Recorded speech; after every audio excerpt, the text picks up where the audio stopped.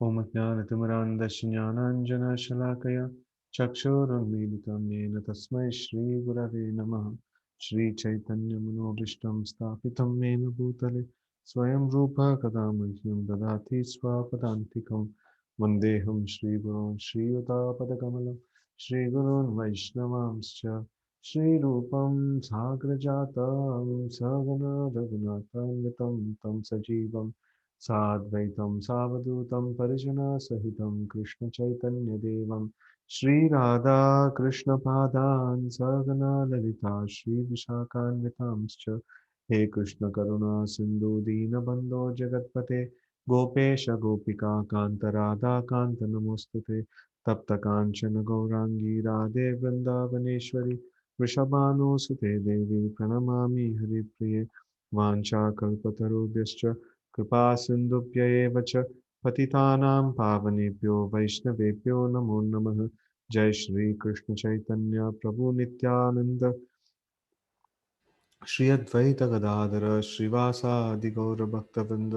Hare Krishna Krishna Krishna Hare Hare, Hare Ram Ram Ram Hare Hare. Hare Krishna.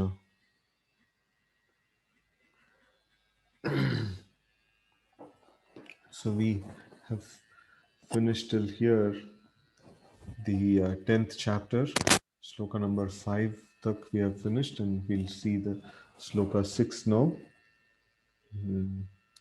Just before that we will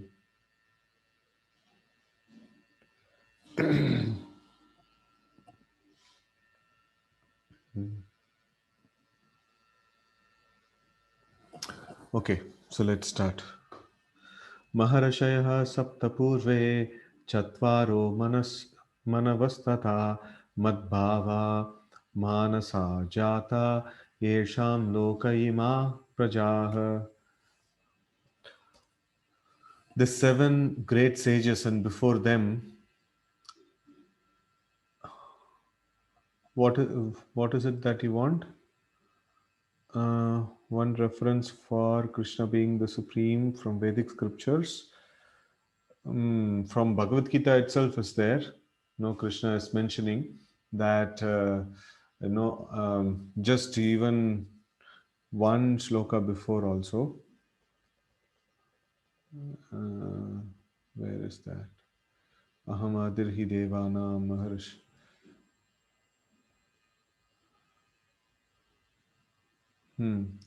So here you see, Aham adirhi devanam. No, he says that, like, Srimad Bhagavatam. Oh, that is like Ete Cham Sakala Pumsha Krishnastu Bhagavan Swayam Oh, Hare Krishna Indriyadhyatmana Prabhuji. Lokam Vidai. Sorry. Not only Bhagavad Gita, yeah, Bhagavatam, any other scripture also okay for me. Because I have to write prepare a Excel sheet for this one to submit it. Oh, okay, okay. So this is Brahma Samhita is there, Ishvara Parama Krishna Satchidananda Vigrah. Yeah. Okay. And many, Oh, many. can I contact you later? Yeah, yeah. Just message. Okay. Thank you, sir. Prabhuji. Thanks. Okay. So the seven great sages, and before them, the four other great sages. The seven great sages are the Saptarishis, and then the four other great sages are the four Kumaras, the four sons of Lord Brahma, and the Manus, the progenitors of mankind, come from me. Born from my mind, and all the living beings populating the various planets descend from them. Okay, purport. The Lord is giving a genealogical synopsis of the universal population. Brahma is the original creature born out of the energy of the Supreme Lord, who is known as Hiranyagarbha.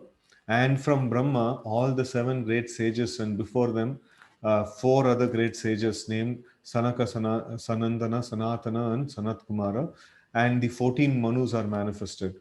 All these 25 great sages are known as patriarchs, or no, we call them as Prajapatis, of the living entities all over they're all over the universe. There are innumerable universes and innumerable planets within each universe, and each planet is full of population of different varieties. All of them are born of these 25 patriarchs. Brahma underwent penance for 1000 years of the demigods before he realized by the grace of Krishna how to create. Then from Brahma came Sanaka, Sanandana, Sanatana, and Sanat Kumara. Then Rudra, then the seven great sages. And in this way, all the Brahmanas and Kshatriyas are born out of the energy of the Supreme Personality of Godhead. So here we see that there are various creations that is happening, but then how we can say all of it is created by the Lord? So who kickstarted the whole chain reaction? So the Lord who kickstarted the whole chain reaction. The Lord gave birth to Brahma from his navel, and from there the whole chain reaction started. Right. So the cause, original cause, is the Supreme Lord. Sarva Karana Karanam.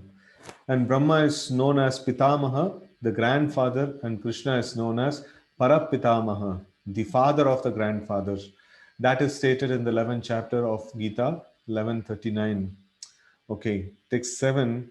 Etam vibhutim yogam cha mama yo vetti tattvataha yo vikalpena yogena yunjate nantra samshayah. One who is factually convinced of this opulence and mystic power of mind engages in unalloyed devotional service. Of this, there is no doubt. So, this is the point of Krishna consciousness. Now, we are in the seventh sloka. Now, from next sloka onwards, it is going to be the Chatushloki Bhagavad Gita. So, anyways, this is a very important point. That is the one who is convinced of the Supreme Lord's opulence and mystic power and how great he is. Naturally, no, he will start engaging in the devotional service of the Supreme Lord. Okay. Purport: the highest summit of spiritual perfection is knowledge of the Supreme Personality of Godhead. Unless one is firmly convinced of the different opulences of the Supreme Lord, he cannot engage in devotional service. Just a minute. Okay. He cannot engage in devotional service.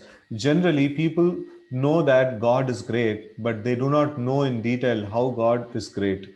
Here are the details. If one knows factually how God is great, then naturally he becomes a surrendered soul and engages himself in devotional service of the Lord. When one factually knows the opulence of the Supreme, there is no alternative but to surrender to Him. This factual knowledge can be known from the descriptions in Srimad Bhagavatam and Bhagavad Gita and similar literatures. In the administration of this universe, there are many demigods distributed throughout the planetary system, and the chief of them are Brahma, Lord Shiva, the four great Kumaras, and the other patriarchs. There are many forefathers of the population of the universe, and all of them are born of the Supreme Lord Krishna. The Supreme Personality of Godhead Krishna is the original forefather of all forefathers. These are some of the opulences of the Supreme Lord. When one is firmly convinced of them, he accepts Krishna with great faith and without any doubt, and he engages in devotional service. All this particular knowledge is required in order to increase one's interest in the loving devotional service of the Lord. One should not neglect to understand fully how great Krishna is, for by knowing the greatness of Krishna, one will be able to be fixed in sincere devotional service. Okay, so in this way, like by knowing how great Krishna is, so we will engage in devotional service of the Lord. And here Krishna is going to give a very, very condensed and summarized form of 4 slokas. So text number 8 onwards.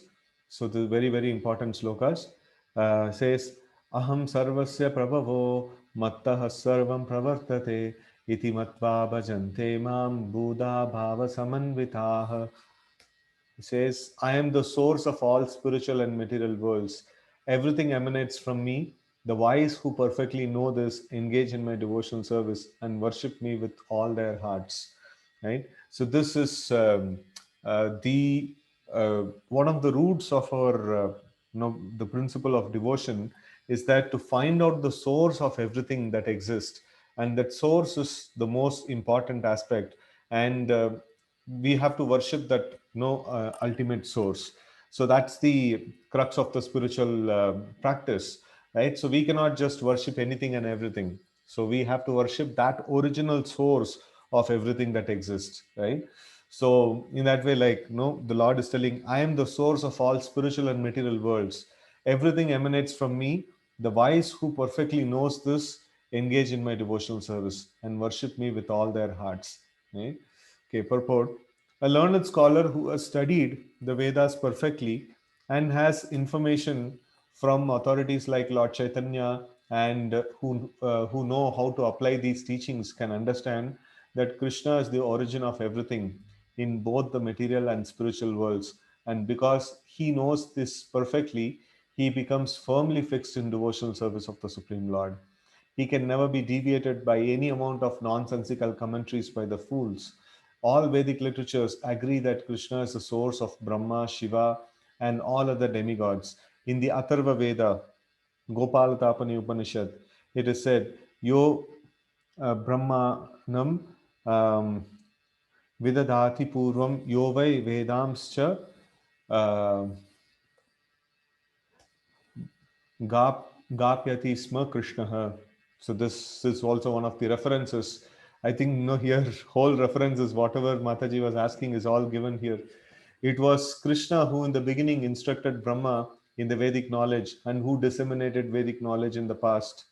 Then again in Narayana Upanishad, it says, Ata Purushoha Vai Narayano Kamayata um, Prajaha Shreyati. Then the Supreme Personality, Narayana, desired to create living entities. The Upanishads continue, Narayana Brahma Jayate, Narayana Prajapati प्रजायते नारायणात् इंद्रो जायते नारायणात् अष्टौ वशौ जायन्ते नारायणात् एकादश रुद्रा जायन्ते नारायणात् द्वादशादित्याः. So like that, everyone is come from Narayana. From the translation is like, from Narayana Brahma is born, from Narayana the patriarchs are born, are also born, from Narayana Indra is born, from Narayana the 8 Vasus are born, and from Narayana the 11 Rudras are born, and from Narayana the 12 Adityas are born. This Narayana is an expansion of Krishna. It is said in the Vedas, Brahmanyo Devaki Putraha, the son, the son of Devaki, Krishna, is the Supreme Personality. Then it is said, Ego vai Narayana asin na Brahma ne neshano napo nagni somo neme dva aprithvihi aprithvi na nakshatrani na suryah. In the beginning of creation, there was only the Supreme Personality, Narayana. There was no Brahma, no Shiva, no water, no fire, no moon, no heaven and earth, no stars in the sky, no sun. So this is Maha-Upanishad. And in Maha-Upanishad, it is also said that Lord Shiva was born from the forehead of the Supreme Lord. Thus, the Vedas say that it is the Supreme Lord, the creator of Brahma and Shiva, who is to be worshipped. In the Moksha Dharma section of the Mahabharata, Krishna also says, Prajapatim charudram chapi aham eva srijami vai tauhi mam na vijanito mama maya vimohito. The patriarchs Shiva and others are created by me, though they do not know that they are created by me because they are deluded by my illusory energy. In the Varaha Purana, it is also said, Narayana Paro Devas तस्मात् जातस् चतुर्मुखः तस्माद् रुद्रो भवेत् देवः न च सर्व न्यथाम गतः. Narayana is the Supreme Personality of Godhead, and from him Brahma was born, and from whom Shiva was born. Lord Krishna is the source of all generations, and he is the most efficient cause of everything. He says, because everything is born of me, I am the original source of all. Everything is under me. No one is above me. There is no supreme controller other than Krishna.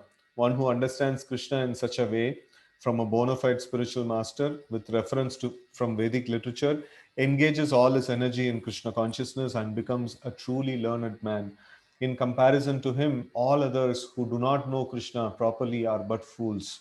Only a fool would consider Krishna to be an ordinary man. A Krishna conscious person should not be bewildered by fools. He should avoid all unauthorized commentaries and interpretations on Bhagavad Gita and proceed in Krishna consciousness with determination and firmness. Right?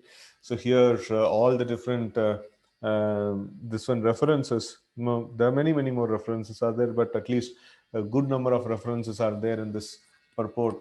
How Krishna is Supreme Personality of Godhead. Right? Okay. मच्चित्ता मद्गतप्राणा बोधयन्तः परस्परं कथयन्तश्च मां नित्यं तुष्यन्ति च रमन्ति च. The thoughts of my pure devotees dwell in me. Their lives are fully devoted to my service, and they derive great satisfaction and bliss from always enlightening one another and conversing about me. So pure devotees whose characteristics are mentioned here engage themselves fully in transcendental loving service of the Lord. Their minds cannot be diverted from the lotus feet of Krishna. Their talks are solely on the transcendental subjects. The symptoms of the pure devotees are described in this verse specifically. Devotees of the Supreme Lord are 24 hours daily engaged in glorifying the qualities and pastimes of the Supreme Lord. Their hearts and souls are constantly submerged in Krishna, and they take pleasure in discussing him with other devotees. In the preliminary stage of devotional service, they relish the transcendental pleasure from the service itself, and in the mature stage, they are actually situated in love of God. Once situated in that transcendental position, they can relish the highest perfection which is exhibited by the Lord in his abode. Lord Chaitanya likens transcendental devotional service to the sowing of seed in the heart of the living entity. There are innumerable living entities traveling throughout the different planets of the universe, and out of them, there are a few who are fortunate enough to meet a pure devotee and get the chance to understand devotional service. The devotional service is just like a seed, and if it is sown in the heart of a living entity, and if he goes on hearing and chanting Hare Krishna, Krishna Krishna, Hare Rama, Rama Rama, Hare, that seed fructifies. Just as the seed of a tree fructifies with regular watering, the spiritual plant of devotional service gradually grows and grows until it penetrates the coverings of the material universe and enters into the Brahma Jyoti effulgence in the spiritual sky. In the spiritual sky, also, the plant grows more and more until it reaches the highest planet, which is called Goloka Vrindavan, the supreme planet of Krishna. Ultimately, the plant takes shelter under the lotus feet of Krishna and rests there. Gradually, as the plant grows, fruits and flowers that the plant of devotional service also produce. Um, Gradually, as the plant grows fruits and flowers, that plant of devotional service also produces fruits, and the watering process is going on in the form of chanting and hearing. In the form of chanting and hearing goes on, right? So here we see that. So the seed of the devotional service is sown in the heart by a pure devotee of the Lord. So what is the seed? The seed is a desire to render service to Krishna, and that's called the seed. And when it is sown, so then no one has to water the seed. How do we water the seed? We water the seed by constantly chanting the Hare Krishna mantra, right? So when we keep doing this chanting of Hare Krishna mantra and hearing the glories of the Lord and glorifying the Lord, in turn, again, we hear the glories of the Lord by we speaking also. And in this way, the hearing process is going on nicely. So then what happens? This plant, slowly grows. The seed actually fructifies and slowly grows, and then it gets out of this material shell, and then it gets to the supreme planet of Goloka Vrindavan, and it takes shelter at the lotus feet of Krishna, and there it gives its the fruits of the devotion. Those fruits of devotion are to be enjoyed later on. Okay. So this plant of devotional service is fully described in Chaitanya Charitamrita, Madhya Leela, chapter 19. It is explained there that when the complete plant takes shelter under the lotus feet of the Supreme Lord, one becomes fully absorbed in love of God. Then he cannot live even for a moment without being in contact with the Supreme Lord. just as a fish cannot live without water. In such a state, the devotee actually attains the transcendental qualities in contact with the Supreme Lord. The Srimad Bhagavatam is also full of such narrations about this relationship between the Supreme Lord and his devotees. Therefore, Srimad Bhagavatam is very dear to the devotees, as stated in Srimad Bhagavatam 12, 13, 18. Srimad Bhagavatam Puranam Amalam Yad Vaishnavanam Priyam. Okay, so this in no Yad Vaishnavanam Priyam. So this is Amala Puran. There is no mala in this. There is no contamination in the Srimad Bhagavatam, and it is very very dear to the Vaishnavas. In this narration, there is nothing about material activities, economic development, sense gratification, or liberation. Srimad Bhagavatam is the only narration in which the transcendental nature of the Supreme Lord and his devotees is fully described. Thus, the realized souls in Krishna consciousness take continual pleasure in hearing such transcendental literatures, just as a young boy and girl take pleasure in association. Right? Okay. So, tesham satatayuktanam bhajatam priti purvakam dadami buddhi yogam tam yena mam upayanti te.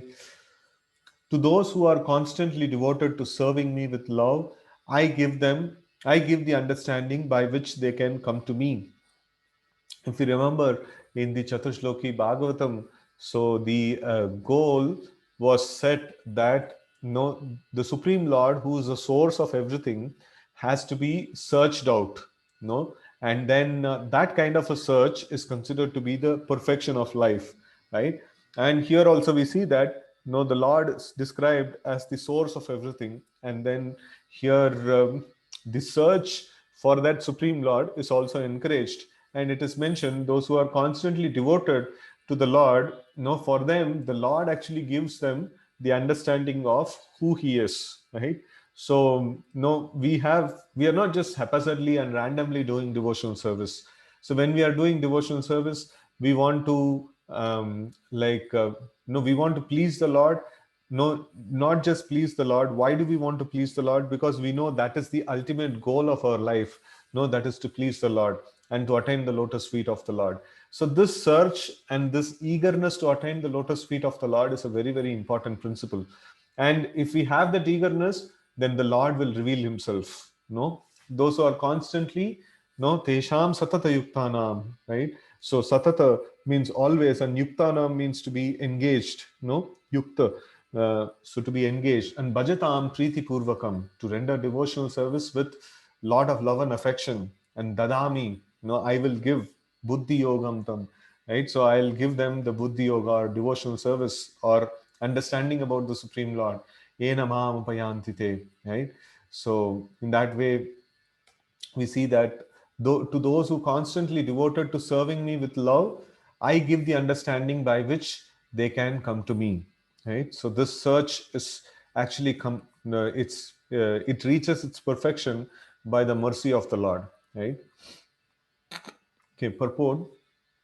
In this verse, the word buddhi yogam is very significant. We may remember that in the second chapter, the Lord, instructing Arjuna, said that he had spoken to him of many things and that he would instruct him in the way of buddhi yoga. Now, buddhi yoga is explained. Buddhi yoga itself is action in Krishna consciousness, that is the highest intelligence. Buddhi means intelligence, and yoga means mystic activities or mystic elevation. When one tries to go back home, back to Godhead, and takes fully to Krishna consciousness in devotional service, his action is called Buddhi Yoga. In other words, Buddhi Yoga is the process by which one gets out of the entanglement of this material world. The ultimate goal of progress is Krishna. People do not know this. Therefore, no nate viduswartha gatim hi Vishnu. People do not know this. Therefore, association of devotees and a bona fide spiritual master are important. One should know that the goal is Krishna, and when the goal is assigned, then the path is slowly but progressively traversed, and ultimately goal is achieved. When a person knows the goal of life, but is addicted to the fruits of activities, he is acting in karma yoga.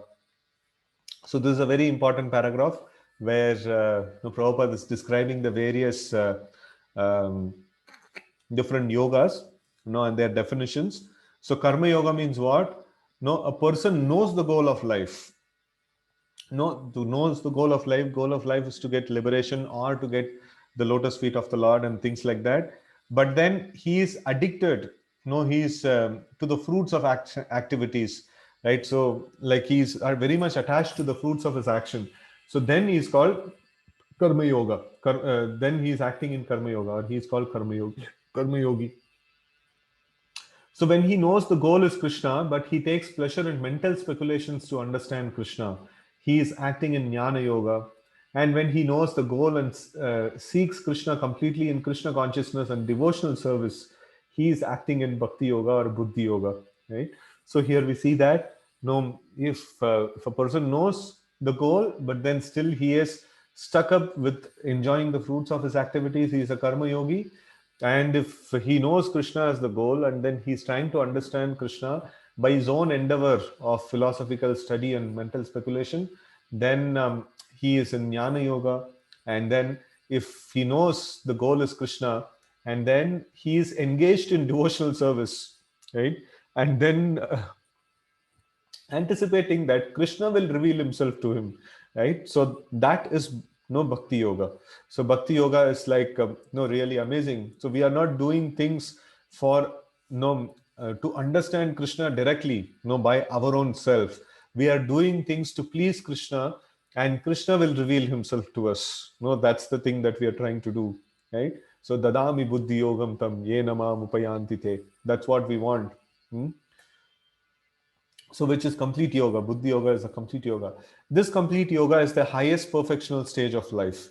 A person may have a bona fide spiritual master and may be attached to a spiritual organization, but if he is still not intelligent enough to make progress, then Krishna from within gives him instructions so that he may ultimately come to him without difficulty. The qualification is that a person always engages himself in Krishna consciousness and with love and devotion renders all kinds of service. Hmm? So, like, this is the action that we are supposed to perform. Right? So, this is a very, very important thing. This is our role in the whole equation. Right? So, we have to know Krishna. No, is it possible for us to know Krishna? It's not possible. And how we can know Krishna? Only Krishna can reveal himself. And how Krishna will reveal? Krishna has given this thing. If you do this, I will reveal myself to you. And what is that? No, always engage himself, always engage oneself in Krishna consciousness with love and devotion and render all kind of service. Right. So this is the thing. This is the part that we have to do. Rest is done by Krishna. Right. So sometimes, like. What is that sometimes like people get anxious about others role, no, and they don't so much take care of their role, right? So now sometimes like we have seen children going and asking the teacher, no, please give me good marks. So then the teacher says, like, you do your job nicely, you write your exam nicely, obviously I'll give you good marks. So why are you coming and asking for marks, right? So in that way we can see that we don't need to force our way in Krishna consciousness. We just need to do devotional service for the pleasure of Krishna, with love and affection. So that is the thing. Whether we are cleaning the floor, we are washing the pots, we are doing book distribution, we are doing whatever may be the service we are doing, if we do it with lot of love and affection and thinking that this thing I'm doing it for his pleasure and may he be pleased, may the Supreme Lord be pleased with this service. So when we try to do it in that way, then the Lord becomes moved. So Lord becomes moved with even a small service rendered, right? So the most important thing is this attitude of devotion service, right? Okay. He should perform some sort of work for Krishna, and that work should be with love. If a devotee is not intelligent enough to make progress on the path of self-realization, but is sincere and devoted to the activities of devotional service, the Lord gives him a chance to make progress and ultimately attain to him. Okay, text 11. Tesham evanukampartam aham ajnanajam tamah nashayami atma bhavasto jnana deepena bhashvata. So many times we have quoted this sloka. So this is Krishna's ultimate mercy. To show them special mercy, I, dwelling in their hearts, destroy with the shining lamp of knowledge the darkness born of ignorance. Purport. When Lord Chaitanya was in Benares, promulgating the chanting of Hare Krishna, Krishna Krishna, Hare Hare, Hare Rama, Rama Rama, Hare Hare, thousands of people were following him. Prakashananda Saraswati, a very influential and learned scholar in Banaras, at that time derided Lord Chaitanya for being a sentimentalist.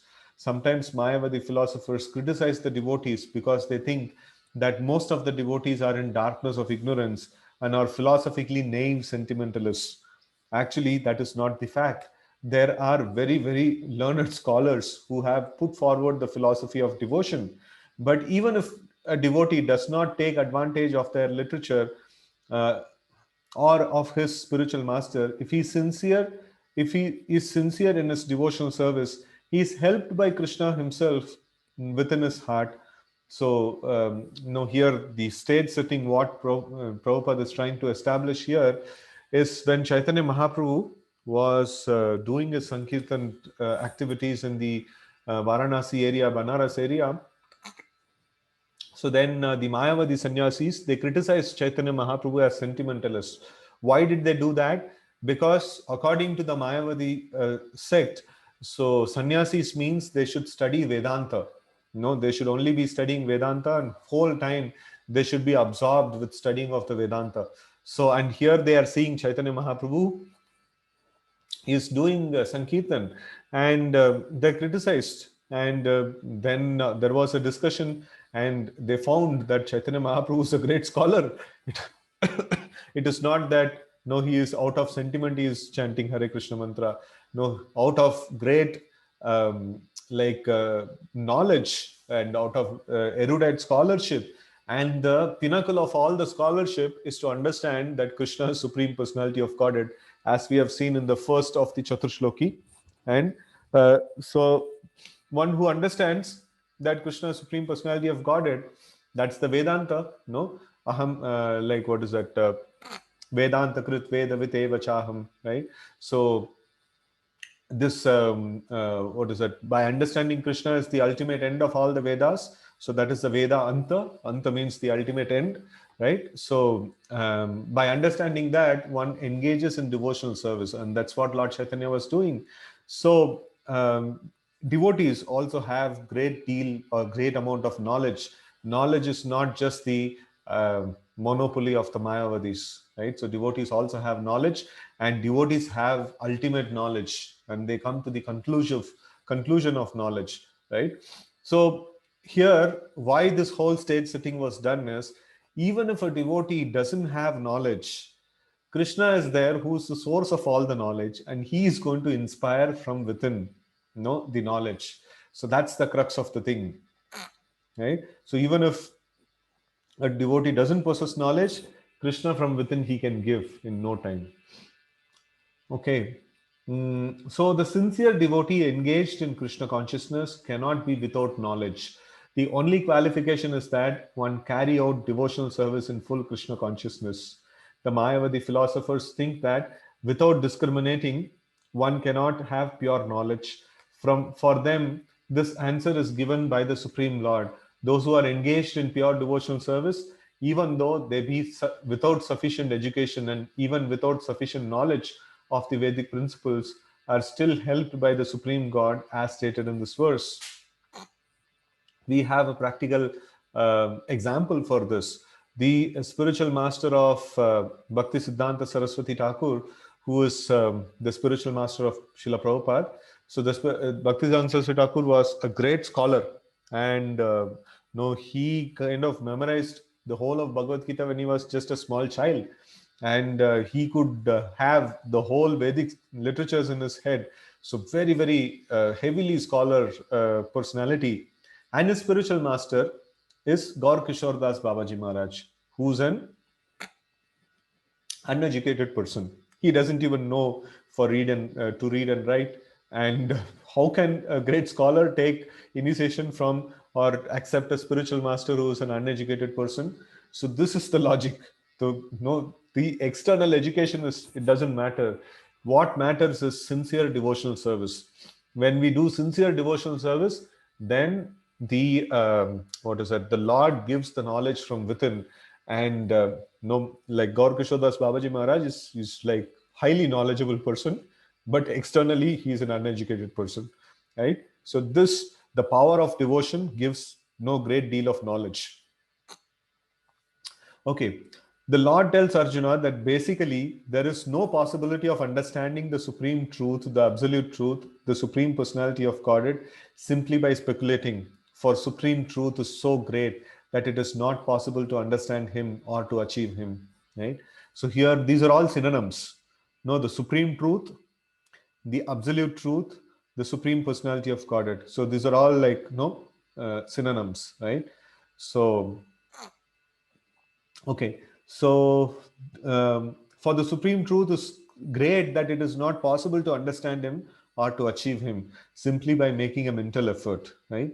So by our own, we cannot understand Krishna. So we have discussed this many times. By our own endeavor, we cannot understand Krishna. It is only by the mercy of Krishna. And like, why are we studying and spending this time?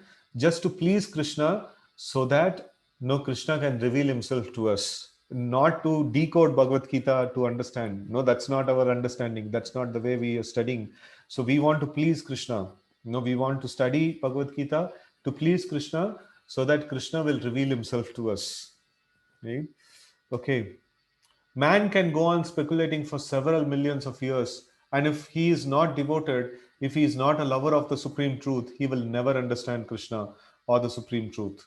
Only by devotional service is the supreme truth, Krishna, pleased, and by his inconceivable energy, he can reveal himself to the heart of the pure devotee. The pure devotee always has Krishna within his heart, and with the presence of Krishna, who is just like the sun, the darkness of ignorance is at once dissipated. This is the special mercy rendered to the pure devotee by Krishna. Right? So, this is like very, very important sloka. Tesham eva anukampartham. So, this is like this one, for them. Tesham means for them. Eva is certainly anukampa, no? Like anukampa means extremely merciful, no? To show special mercy. Tesham eva anukampartam aham ajnana jam tamaha. So I destroy the this one, no ajnana, no nashayami atmavavasto jnana deepena bhashvata. So I light the lamp of knowledge. So this is the greatest mercy of Krishna. No, greatest mercy of Krishna is not giving a good job. Greatest mercy of Krishna is not giving some material opulence. Greatest mercy of Krishna is not keeping us in good position in this world. Greatest mercy of Krishna is the knowledge that he can reveal, from within our heart. That's the greatest mercy. And we get this knowledge, through the devotees, through the spiritual master, and through the process of chanting, and through so many different channels. Krishna is actually supplying us this knowledge, and we should be ever grateful to him, right? So this is how the 4 shlokas of the Chatushloki, that is there. So by understanding that Krishna is the Supreme Lord, he is the source of everything that exists, one applies himself in the process of devotional service, and then like Krishna reveals, for a person who is very much devoted to him in this way, like Krishna actually reveals himself to him, right? So this is the essential crux of this Chatushloki, and it's this, if we understand this much, we understand the whole of Bhagavad Gita, that like understanding Krishna, we understand everything. And to understand Krishna, we have to engage in devotional service of the Lord, for his pleasure. And in that way, he will reveal himself to us. This is the process. Text 12 and 13. Arjuna Vacha Param Brahma Param Dama Pavitram Paramam Bhavan Purusham Shashvatam Divyam Adi Devam Ajam Vibhum Ahustvam Rishayas Sarve Deva Rishish Naradastata Ashito Devalo Vyasaha Swayam Chaiva Bravishime. Arjuna said, "You are the supreme personality of Godhead, the ultimate abode, the purest, the absolute truth. You are the eternal, transcendental, original person, the unborn, the greatest." All great sages such as Narada, Asita, Devala, and Vyasa confirmed this truth about you, and now you yourself are declaring it to me. Right?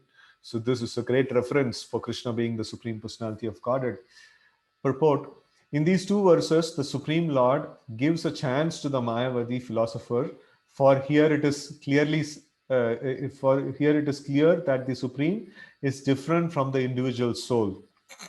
Arjuna, after hearing essential 4 verses of Bhagavad Gita in this chapter, becomes completely free from all doubts and accepted Krishna as the Supreme Personality of Godhead.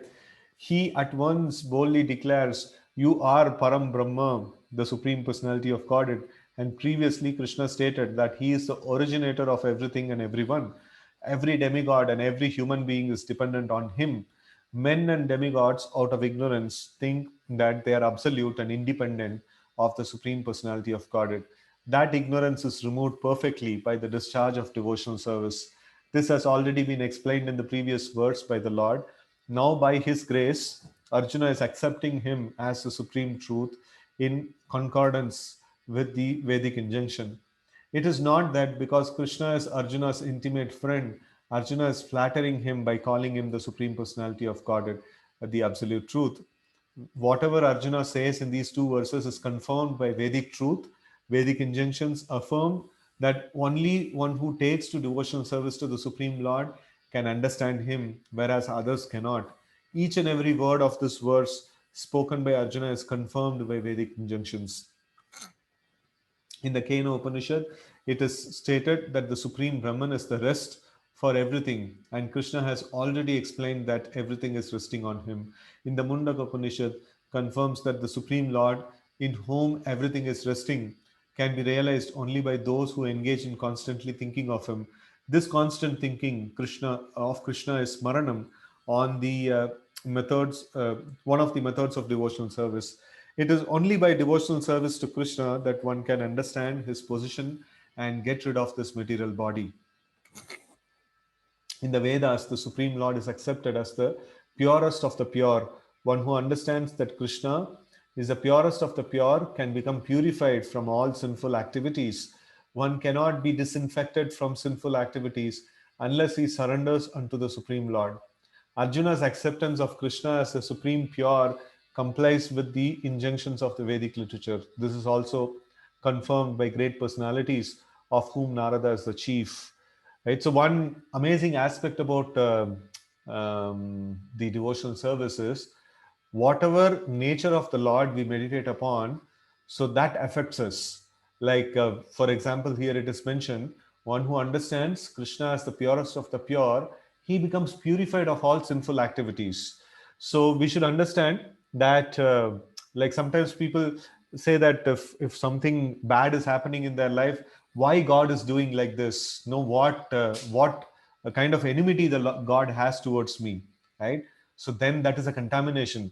So what we should understand, Krishna is purest of all the pure. He doesn't have friends and enemy. Friends and enemy means like dualism. No, dualism means material thought process. How can I accuse Krishna of having some material no qualities? Right? So Krishna is not having any material qualities. He is purest of all the pure. He is the best well-wisher of all living entities. So, and if we think in this way, whatever difficulties come in our life, we think that Krishna must be true, Krishna must be just. No, Krishna is just giving whatever is proper for me, and he can never do any wrong. He is the purest of all pure. So when we think in this way, immediately all our sins are completely gone.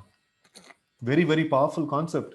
No, by just acknowledging that Krishna is purest of all pure, he can do no wrong, he can have no contamination. All our contaminations are washed off, right? So in the 11th canto of Bhagavatam, it is mentioned, one who meditates on Krishna being the smallest of the small, he gets the anima siddhi. No, by becoming this, no, he can also become smaller, very, very small, like an atom. No, so and then if a person meditates on Krishna being the greatest of the great, he gets the lagima siddhi. No, he can also become the huge person. He can assume forms like Hanuman, right? So in this way, like various this ones, like by meditating on a particular quality of Krishna, we also get that particular quality. But we are not interested in anima, lagima, and all this prapti and all those siddhis. We are interested in becoming devotees of the Lord. And for that, if we can get rid of the sinful reactions, then we can progress in Krishna consciousness very, very fast. And this point is very nice, that if we meditate on the aspect that Krishna is purest of all pure, he doesn't have any contaminations in his system. So when he understands this aspect, so then we will also become purified of all the sins. Right? So, okay. Krishna is the Supreme Personality of Godhead, and one should always meditate upon him and enjoy one's transcendental relationship with him. He is the supreme existence. He is free from his bodily needs, birth, and death. Not only does Arjuna confirm this, but all the Vedic literatures, the Puranas, and the histories, in all Vedic literatures, Krishna is thus described, and the Supreme Lord himself also says in the first chapter, although I am unborn, I appear on this earth to establish religious principles. He is the supreme origin. He has no cause, for he is the cause of all causes, and everything is emanating from him. This perfect knowledge can be had by the grace of the Supreme Lord. Somebody can say, okay, this perfect knowledge is just written in the statement, so I already have it. No, what's the need of the grace of the Supreme Lord? So no, that's the challenge. No, that's why it is called Raja Vidya Raja Guhyam, right? So this is very, very secretive knowledge. This knowledge is not just like that. No, I read it and I know it. It's not like that. So if we have to really know it from the core of the heart, it's only by the blessings of the Lord. The knowledge is openly given, no outside. But if we want to have that knowledge, it's only by the blessings of the Lord we can have the knowledge, not just by reading. No, just by reading and memorizing these statements, we will not be able to get the knowledge. We need to get the blessings of the Lord. We need to get the blessings of the devotees of the Lord. That's when we will get this knowledge. Okay, here Arjuna expresses himself through the grace of Krishna. If we want to understand Bhagavad Gita, we should accept the statements in these two verses. This is called the Parampara system, acceptance of disciplic succession. Unless one is in the disciplic succession, he cannot understand Bhagavad Gita. It is not possible by so-called academic education. Unfortunately, those proud of their academic education, despite so much evidence in Vedic literatures, stick to their obstinate conviction that Krishna is an ordinary person. Right? So we should accept the truth from the parampara, and we should accept Krishna as the Supreme Personality of Godhead. Okay. So next is a small sloka. We can finish this.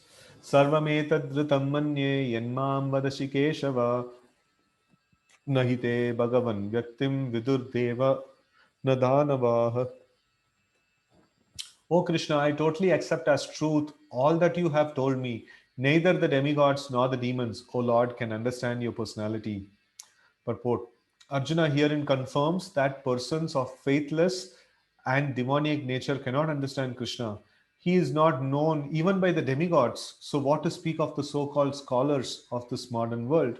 By the grace of Supreme Lord, Arjuna has understood that the supreme truth is Krishna and that he is the perfect one. One should therefore follow the path of Arjuna. He received the authority of Bhagavad Gita. He received the authority of Bhagavad Gita. As described in the fourth chapter, the Parampara system of disciplic succession for understanding of Bhagavad Gita was lost, and therefore Krishna re-established that disciplic succession with Arjuna because he considered Arjuna his intimate friend and a great devotee. Therefore, as stated in our introduction to Gita Upanishad, Bhagavad Gita should be understood in the Parampara system. When the Parampara system was lost, Arjuna was selected to rejuvenate it. The acceptance by Arjuna of all that Krishna says should be emulated.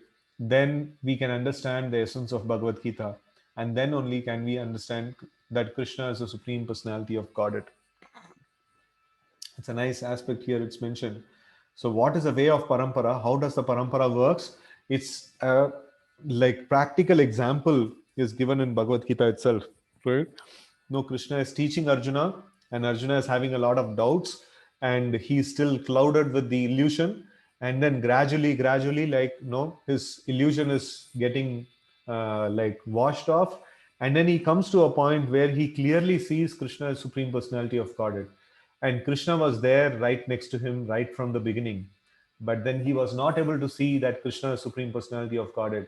And now, at the point of complete clearance of all the doubts and all the illusion, he is able to see and with conviction accept that Krishna is Supreme Personality of Godhead. And this is the Parampara system. And if we also want to replay the same thing in our life, then no, here it's mentioned the acceptance by Arjuna of all that Krishna says should be emulated, right? So we cannot say that, okay, I'll follow one portion of Bhagavad Gita and I don't accept the other portion of Bhagavad Gita. So that is not possible. So here he is telling that sarvam etad ritam manye enmam vadashi Keshava, right? So I accept everything, sarvam etad ritam manye, whatever you have spoken, no, I will accept. So that is a very, very important thing. We have to accept Bhagavad Gita as a whole thing and not a portion of it, right? So then we can understand the essence of Bhagavad Gita, and then only we can understand that Krishna is Supreme Personality of Godhead. Okay, so we will stop here. So we covered a good amount of shlokas today, and the Chaturshloki Bhagavad Gita also. The crux of it and the most important understanding is, and again in various purports also we are studying, it's just to hit our norm, like ourselves very deeply, and to take ourselves or observe ourselves into this point more deeply, that no, the goal is to understand Krishna, and we cannot do it. We can only do it by the grace of Krishna, and it's Krishna who has to reveal himself to us. So that's the prime thing that we need to do. So with this, we will conclude today's session. Srimad Bhagavad Gita ki jai, Srila Prabhupada ki jai, Gaur Bhakta Vrinda ki jai, Hare Krishna.